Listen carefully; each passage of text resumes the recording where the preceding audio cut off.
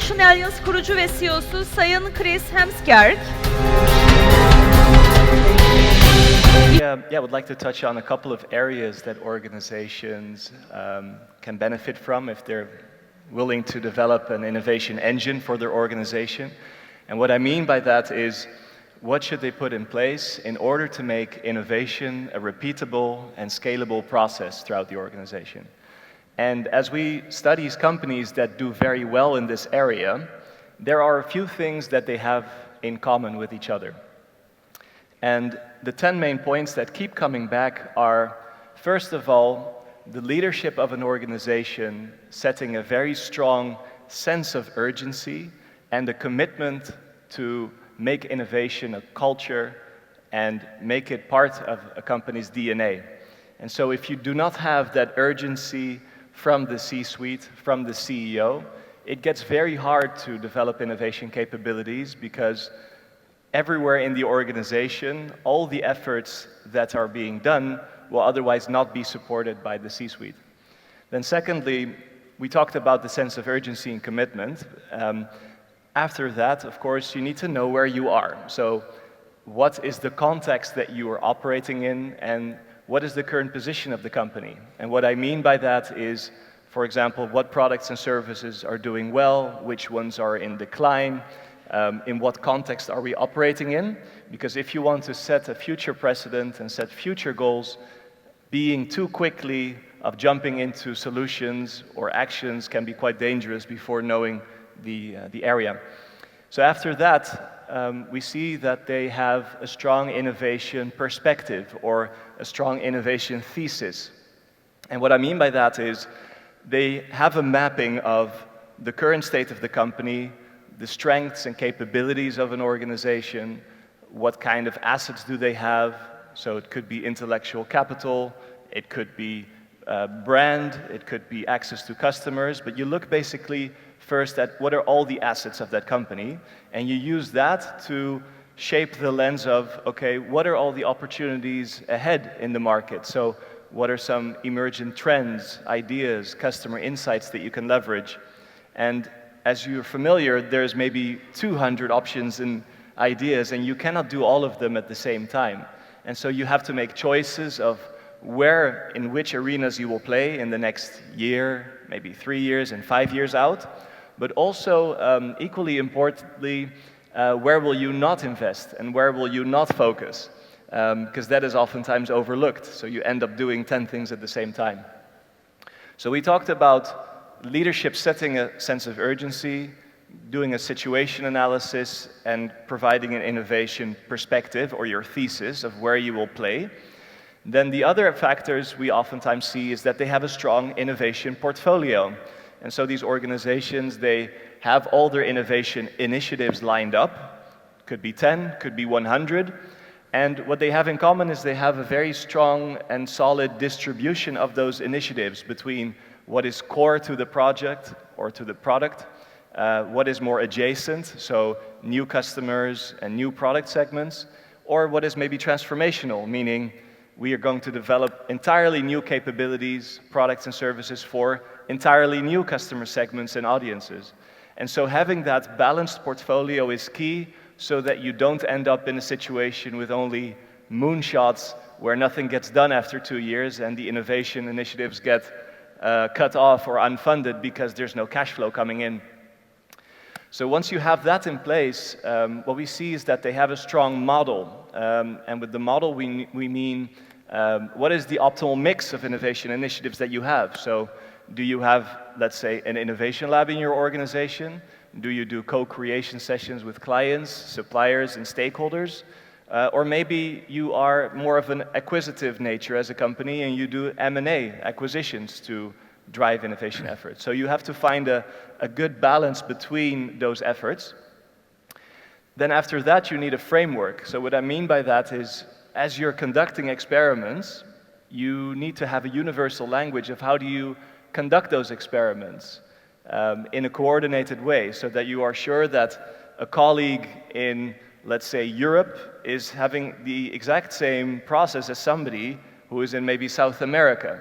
And this is important because when you're launching innovation projects, people need to be speaking the same language of where they are at, because otherwise you cannot compare apples to apples and make decisions. Another element is stakeholder management. So you might have seen oftentimes it happens that an innovation initiative is launched, but then it ends up being a problem because at the 11th month or 12th month, you see that maybe finance or legal or marketing is not behind the idea. So getting stakeholders on board early is important. The final few are setting the KPIs, having strong rigor around that so that you can measure the outcomes, training the teams, making sure that you are equipped with innovation capabilities, so training on, for example, design thinking, or training on how to run a good co-creation session with a customer. And then finally, sometimes you need to introduce tools and systems to manage innovation efforts. So what I mean by that is, if you have a big organization, maybe several billions of dollars of revenue, then you can imagine to manage all these innovation efforts, it's very hard to do it in an Excel sheet. And then you need sometimes software to manage the process and the stage gate process to make sure that everything is smooth and everyone is coordinating in an effective way and communicating clearly with each other in order to get things done.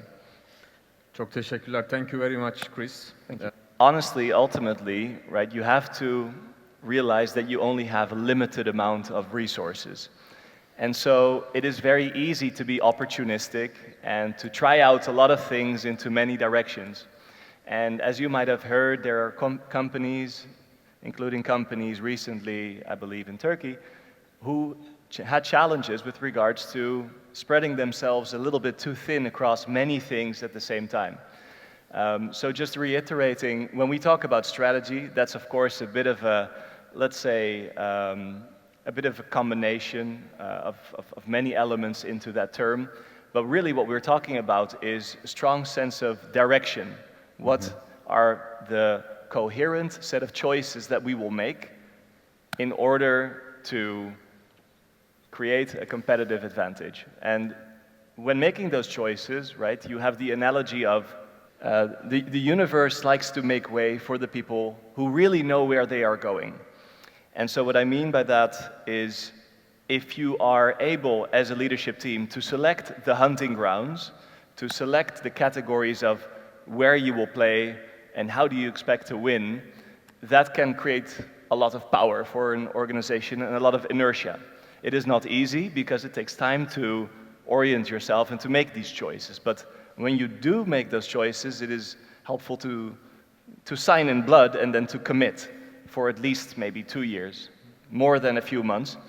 And in addition to that, you will see that if you have that in place and you have, for example, also a clear definition of what we mean by innovation, because a lot of companies talk about innovation, but I would suggest that you ask your customers, like, hey, a customer will tell you if something is a true innovation.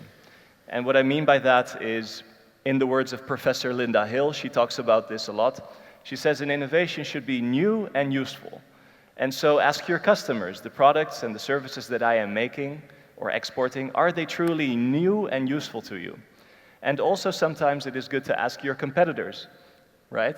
Competitors oftentimes know what is behind the process and what is admirable and enviable, right? Which is hard to replicate. Sometimes they know that better than the customers themselves. For example, Amazon had a one-click checkout option, the button. And for the consumer, it was like, okay, fine, I can check out, it's convenient. But the competitors, they were amazed because they knew the logistical complexity behind the one-click checkout. And so to orient yourself when you're talking about innovation, ask your customers, but also maybe benchmark a bit with your competition. Because we have companies, for example, in Europe, that are launching a new internal CRM system, right? Customer Relationship Management System. And their teams are saying, wow, we're innovating, we're doing something new. But the customer might be saying, well, I apologize, but your competitors already had it 10 years ago. It's kind of like a hygiene effort. Adding that to that is just clarity of language. So I advise every company to have clarity around the language of what do we truly mean by innovation Is it something incremental? Is it a product change? Or is it something actually new and adding value? Is it sustainable and is it profitable? Because just inventing for the sake of inventing is not so valuable. We heard, of course, rapid prototyping and experimentation is incredibly important. I would like to re-emphasize that is incredibly important, because you see there's a joke about the unexperienced business person and the most experienced business person, and they have something in common, is that both don't spend too much time in theory. They launch and iterate. They go. And they experiment their prototypes with their customers to get rapid feedback. And you have a section in the middle of many people that might be excellent in business school, they might have an MBA, and they spend 1 year of analysis, of market analysis, business plans, financial modeling, securing funding.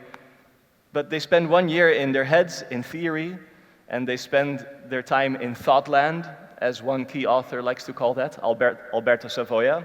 And so the gentle suggestion is to get outside of thought land, get into practice and get your feet wet, as you mentioned. I'll give one example, for example.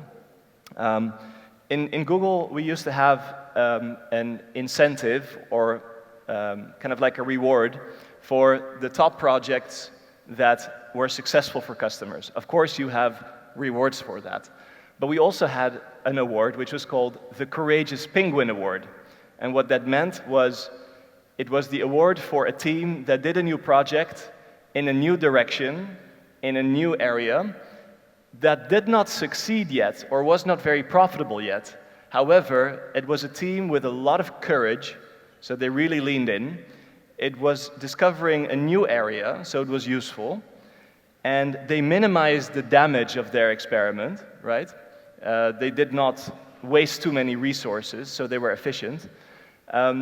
But also, they created a lot of learning from that experiment, and they took the courage to do it. So maybe one small tactic that can be helpful for sake of time is have an award for the top performers and the top performing projects, but also an award for the projects that not financially sound yet, but where people show character. Perfect. Thank you. Cheers. Thank you, Chris. Şimdi Chris güzel bir noktaya taşıdı olayı. Dedi ki, evet yani bu bir irade meselesi. İnovasyon yeni ve kullanışlı